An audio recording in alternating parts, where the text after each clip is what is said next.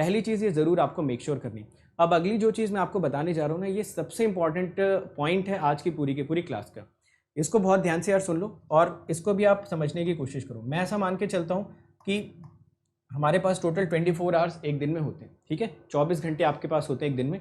आप ज़रूर किसी ना किसी रिसोर्स को फॉलो करोगे। आप शायद किसी ऑफलाइन कोचिंग को ज्वाइन करो, जो कि अभी तो प्रैक्टिकली पॉसिबल नहीं है। शायद आप किसी ऑनलाइन कोचिंग को ज्वाइन करो, शायद आप यूट्यूब से पढ़ रहे होगे।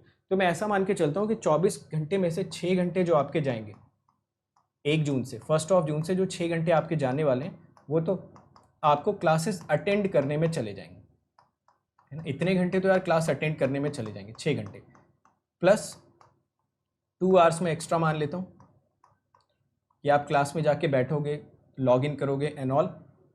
अपने क्लासेस के ड्यूरेशन में 6 घंटे में मैं 2 घंटे आपको एक्स्ट्रा बफर दे देता हूँ कि उन 2 घंटे में आप क्लासेस में पढ़ा हुआ जो भी है उसको रिवाइज कर सकते हो, दोस्तों से डिस्कस कर सकते हो। बेसिकली वो पूरा का पूरा टाइम ऑनलाइन मोड में चला गया आपकी पढ़ाई में। इसमें आपकी कोई सेल्फ स्टडी नहीं हुई। 8 घंटे में आपके सोने के लिए और बाकी सारी चीज़ों के लिए निकाल देता हूँ। इसी 8 घंटे में आपको सारी चीज़ें करनी, यूट्यूब, फेसबुक, वॉटएवर जो भी करना है वो इसी 8 घंटे में होना चाहिए। अब आपके पास अगर आप देखोगे तो टोटल सिर्फ और सिर्फ 8 प्रोडक्टिव घंटे बच रहे हैं, जिसमें आप मेहनत करके, जिसमें आप सेल्फ स्टडी करके, जिसमें आप अपनी स्किल को इंप्रूव करके over the period of time successful बन सकते हो। तो 24 घंटे में से ना जनरली आपके पास सिर्फ और सिर्फ 8 घंटे ऐसे बचेंगे जो आपके लिए, जो आपको प्रोडक्टिव बनाएंगे या जो आपको स्किलफुल बनाएंगे। तो पहले 24 घंटे में से आपने 8 घंटा निकाल दिया पढ़ाई के लिए, हालांकि वो 6 घंटा, फिर भी मैं आपको 2 घंटे का एक्स्ट्रा बफर यहाँ पे दे रहा हूँ। वो बफर शायद आप एक्स्ट्रा सोने में इन्वेस्ट कर सकते हो, वो बफर चाहो तो आप यहाँ पे एडजस्ट कर सकते हो। ये टोटली आपके ऊपर डिपेंड करता है। तो मैंने एक कैलकुलेशन कर रखी है, वो कैलकुलेशन मैं आपको बताता हूँ। सपोज आप 1 जून से तैयारी स्टार्ट करते हो, तो जून से लेकर नवंबर तक आपके पास टोटल 6 महीने हो गए। नवंबर के एंड तक जाते आते आपका सिलेबस फिनिश हो जाएगा। यानी कि अगर आप जून से नवंबर तक देखो, 6 महीने तक डेली आपके पास 8-8 घंटे हैं अपनी स्किल को इम्प्रूव करने के लिए। बट जो दिसंबर और जैन का महीना होगा उसमें तो आपको कोई ऑनलाइन क्लास नहीं करनी, तो ये ड्यूरेशन आप वहाँ पे डबल कर सकते हो।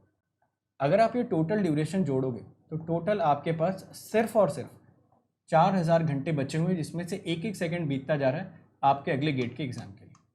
जिसमें से मैं ऐसा मान के चल रहा हूँ कि आप बिल्कुल पूरी तरीके से डेडिकेटेड है, आपने टीचर वगैरह सेलेक्ट कर रखा है, तो फालतू चीज़ों में आपका टाइम वेस्ट नहीं हो रहा है। अब आपने बिल्कुल ये चीज़ जोड़ लिया कि मेरा जनवरी से लेके जब भी गेट का एग्जाम होने वाला है, मैं ऐसा मान के चलता हूँ गेट का एग्जाम 31 जनवरी के बाद होगा, तो टोटल आपके पास 4000 घंटे ऐसे हैं जिसमें आप अपने आप को खुद निखार सकते हो, अपनी स्किल्स को इंप्रूव कर सकते हो। क्योंकि जब आप क्लास में पढ़ोगे 6+2 आवर्स, तो इसमें आप खुद अपनी कोई स्किल इंप्रूव नहीं कर रहे हो, ये टीचर जो पढ़ा रहा है वो समझने में आप अपना टाइम इन्वेस्ट कर रहे हो।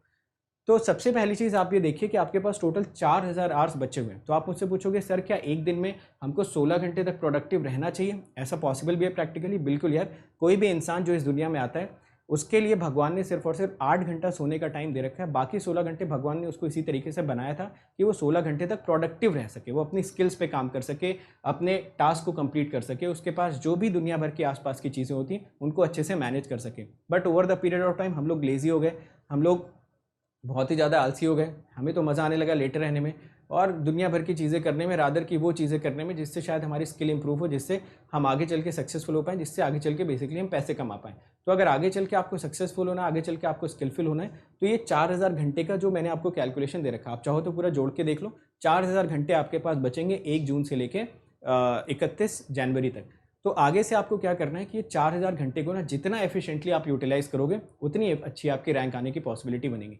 अगर आप इन 4000 घंटों को यूटिलाइज नहीं करोगे तो कोई ना कोई कहीं ना कहीं तो बैठ के कर ही रहोगा। इतना बड़ा इंडिया है, 2 लाख लोग फॉर्म भरते हैं, 2 लाख में से अगर आपको टॉप 200 में आना है तो टॉप 200 बच्चे इस पूरे इंडिया के किसी ना किसी कोने में बैठ के इस 4000 घंटों का बहुत इफेक्टिव यूटिलाइजेशन कर रहे होंगे। कितने लोगों को ये लॉजिक यहाँ तक समझ में आ गया कि आपके पास टाइम कितने बचे हुए हैं? तो जैसा मैंने सेकंड पॉइंट लगा रखा है ना, अपने प्रोडक्टिव आवर्स को यार कैलकुलेट करना बहुत ज़रूरी है। क्लास करने के बाद खुश हो नहीं जाना है कि हमने 6 घंटे की क्लास कर ली और हम बहुत खुश हो गए कि यार आज तो हमने बहुत क्लास करी। वो क्लास आपको फ़ायदा तभी दे पाएगी जब उस क्लास को आप प्रोडक्टिव आवर्स में अपने जाके यूज़ करोगे। तो 16 आवर्स इन अ डे आपको प्रोडक्टिव रहना है।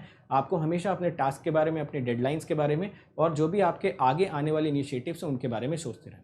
ठीक है, चेक करिए और बताइए।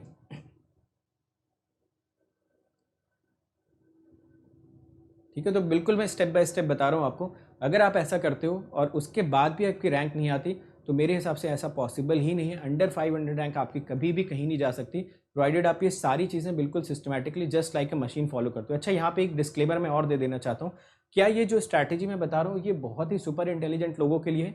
बिल्कुल नहीं। अगर कोई बहुत ही सुपर ब्रिलियंट है, बहुत ही सुपर इंटेलिजेंट है, तो वो कुछ नहीं करेगा ना, तो भी उसकी रैंक आ जाएगी।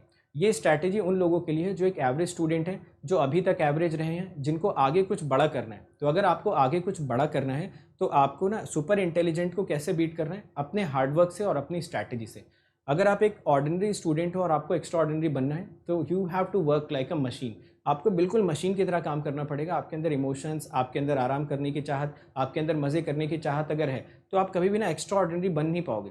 जिसको भगवान ने ऊपर से बुद्धि दे के भेजा, जिसको सुपर इंटेलिजेंट बना के भेजा यार, उसकी बात तो अलग है। बट अगर बाय द वे आपको बना के नहीं भेजा तो इसका ये बिल्कुल मतलब नहीं है कि आप वो बड़े बड़े लक्ष्य को अचीव नहीं कर सकते। बिल्कुल कर सकते हो, बट थोड़े छोटे मोटे सैक्रिफाइसेस आपको करने पड़ सकते हैं। ठीक है, चलिए अब देखो ये वेरी कर सकता है, किसी की क्लास 4 घंटे होगी, कोई क्लास करेगा ही नहीं, तो ये सारा का सारा टाइम आप इधर ट्रांसफर कर देना। ठीक है, ये मैं एक ऑन एन एवरेज बेसिस पे एक स्टूडेंट की बात बता रहा हूँ जो जनरली 6 घंटे क्लासेस कर लेता है। 2 घंटे किसी सब्जेक्ट को किया, 2 घंटे किसी सब्जेक्ट को किया, 2 घंटे किसी और सब्जेक्ट को कर लिया। तो एक मैंने जेनरिक कैलकुलेशन बना रखी है। बाय द वे ये 4 घंटे यहाँ पे बचते हैं, तो जितना भी टाइम यहाँ पे बचता है वो सारा का सारा टाइम आप इधर ट्रांसफर कर लेना। ठीक है, तो यार आई होप ये प्रोडक्टिव आवर्स वाला जो कैलकुलेशन है ना वो सभी लोगों को अच्छी तरीके से समझ। तो एक बार ये कंफर्म करो आप मुझे, फिर मैं इसके आगे चलता हूँ। यार देखो, पहले स्ट्रैटेजी सीख लेते हैं, फिर आपके क्वेरीज भी आंसर कर लेंगे, है ना। ऐसे अगर क्वेरीज भी मैं आंसर करता रहूँगा, स्ट्रैटेजीज भी बताता रहूँगा, तो ऑब्वियसली दोनों चीज़ें तो एक साथ पॉसिबल है नहीं, है ना। तो पहले स्ट्रैटेजी सीख लेते हैं।